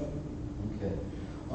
Yeah, I too want to say to everybody, have a safe Labor Day with all your activities outside. Hopefully the weather's going to cooperate, which is always something in play. But be safe. You know, the idea of getting to a destination is to get there safe, not fast, in my opinion. And I hope people will hear that because, you know, the main thing is to get there alive and safe and enjoy your activities, enjoy your family, enjoy everything else, because health is everything. I want to go on, also mention what Sarah said about September 19th, 4:30 to 7:30 at the church on Highway 47 is the last public meeting of the MnGOT. There will be a business meeting, right? Mayor and Council, there'll be a business meeting, but there's potentially a third community meeting as well. Okay, So but right now, this will be last. right, but right now, this is what we have. Correct. If another public comes up, we'll let them know. Correct. But right now, this is where it stands, so they may do it, may not. We will have mailings out, we'll put mailings out. I know I will be doing the same thing with flyers, and I emphasize, you know, would have council do as much as they can. I'm gonna put it on my Facebook page. I would say to you, check the Facebook page, and say check the website, but that means important. Giving your input to the change on this highway is a big deal. The corridor goes from Cree Street up by the Police Public Works all the way north to Ambassador. And as Kate has told me before, and I told other people, these changes usually go in 50-year increments. So if we don't get it right this time, we're not going to be having them come right back and make another change. So with Quick Trip that opened up last Thursday, that's in play. So right now, them in business right now operating, and the change of the corridor could kind of coincide really well as a permanent solution to a lot of traffic in the area. I do notice, I like the stoplight on Pedersen. Whether that's going to be permanent or not, I don't know. But I do know it's a change because I know Kevin and you were at a tour of the city here about a week ago or whatever, and we hit that light on red, and people were actually stopping, which I thought was really something to see. So in an area where that wasn't prevalent before. I do notice speeders on Fridays like that, going out of town north by Sankey. I would reiterate to the police, as I've said a million times, if I said it once, signs are only as good as the enforcement behind it. Ticket it. I mean, if that's what it takes to let people know, slow down. You know, going 55 and a 40, you know, like in residential areas, going 35 and a 30 is one thing. Going 15 and 30, 16 and 30, 70 and 30 on Pedersen, that's unacceptable. What frustrates me the most, and I've said this before, is the person who causes the accident will be less likely to take the responsibility of the accident on. And that's what frustrates me. It's always somebody else's fault. And that brings me into about code compliance. People need to stop blaming your neighbors for calling in on you. If you're doing something that you're not sure of is compliant with their codes, call city. It's so much easier to call city up, talk to our receptionist Lisa, talk to Jody, talk to Kate, talk to Phil, talk to anyone. I mean, even call up a council member if you want to, and we'll check in for you. But don't blame your neighbors for your lot in life. That you have multiple cars there or doing businesses you shouldn't be doing or whatever. Don't blame your neighbors. Take the responsibility of it, own it, and fix it. That's pretty much how life goes, in my opinion. When are we going to be starting, Todd, the resource officer, on that new idea? Anytime soon? September 3rd, okay. So we're going to try some new things here. We have a complaint basis type of situation with our codes. But this is one thing, by the way, that was brought up to me, and I'm sure Kevin and Sarah, you were campaigning, I know Robin and Joe, we were campaigning before.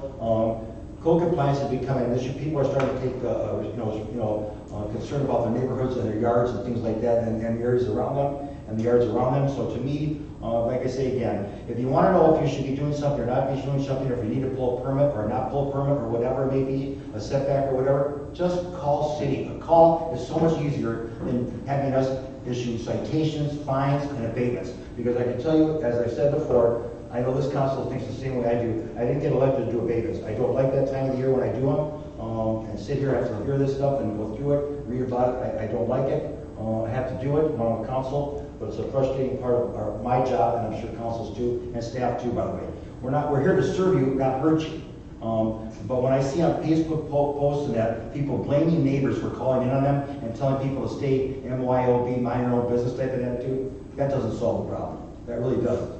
Get out there. If you're not sure about it, call. It's a lot easier than having, and then, again, blaming your neighbors and then having that strife and all that between the neighbors, and the police get involved and all this other stuff that blows out a balloon type of thing, which is ridiculous. So work with us to serve you better, which I said over and over and over again, and we'll continue seeing as long as I'm mayor here. So, Rob, thank you for doing the segment on the roundabouts, I like that one.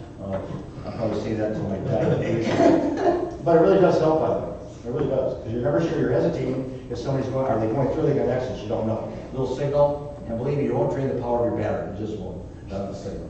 Anyways, Craig, while you're here, can you give us an update on the rivers at Riverbank? Sure, they started culverts and storm sewer last Thursday. Okay. So that'll continue this week. And then they plan on pouring curb and gutter, concrete curb and gutter next Thursday. Then they'll continue to finish up the grading and class 5 paving after that, So we're still on schedule for a September deadline? towards the end of September. September, okay. So I'll reach out to the viewing public on Riverbank. If you have any questions, of course, you can call staff on this one and see where you're at. Also, for public on the MnDOT, if you want to go, if you have questions on the meetings and that, what's going on with the corridor, you can call the city up, or you can go on our website, hold your cursor on our community. When the window pops up, in the lower left corner will be a link to the MnDOT site, and that will answer all your questions for you. So once again, we're here to serve you, inform you, work with you. But now it's your part to work with us too, by the way. Complaining doesn't solve problems, so work with us, and we can all have a better city in the long run. I like this design plan that we have in play. Hope a lot of it comes to fruition. As I stated before, Bridge Street is a challenge, and how that is pulled off in the years to come, I'll be anxious to see it. But I can only tell you that it's a challenge. But I think that we have a good start. Like I say again, how it all comes out to play, we'll have to wait and find out. And I hope on that, I hope county works well with us in the sense that it's a small area, and it's more of a small town feeling that we're trying to get, and I hope they can work with us on that. Also want to mention, as I read over and over again these off-week memos, as I'm sure council does, these DUIs and DWIs, please, if you're drinking, don't drive. Get someone to drive for you, call Uber, a cab, whatever. But we have police catching you 2 or 3 times or more over the legal limit, which is ridiculous. Drugs and whatnot. I mean, if you don't think they're going to catch it, they're going to catch it. I'm just telling you, sooner or later they're going to catch it. So if I was you, I'd rather not only be safe, but be careful, because otherwise you're probably going to end up in Lina Lakes or some other place you don't want to be for the night or more. That'd be ridiculous. So I can't emphasize that enough, because I read these for 2.5 years now, and as council does, and those are only the bad ones you keep telling me about. So whatever. Anyway, we have that third siren in play right now. It's up and electrified and working. So our dead zone is now complete and ready to go. So on that, I don't think there's any more business. Again, be safe on Labor Day. It's the last one. So, we know what happens after that. So enjoy it. Enjoy the weather as much as you can, as long as you can, because that's what it takes in Minnesota. We've been lucky with a little lack of rain in one regard with building and stuff like that going on, but we sure need some rain. It would be good. That would really be good. So, anyways, any other business that we have to take care of right now? Okay. Once again, I want to tell everybody that Quick Trip opened up last Thursday, and this opening is open 24/7, I believe. Right? Did I read that right? It's 24/7 operation. Walked in that store, it's like a mini grocery. It's like got everything. It's amazing. It was nice to see it. It sure looks a lot different than 14 years of looking at a fuel. I can tell you that. I'm sure that takes that off the plate for Todd and his police. Not having to worry about who's in that building, what they're doing. It's a lot nicer looking at that, I can tell you that. So anyway, no other business to deal with? None? Okay, then I will adjourn this meeting at 7:49. Thank you.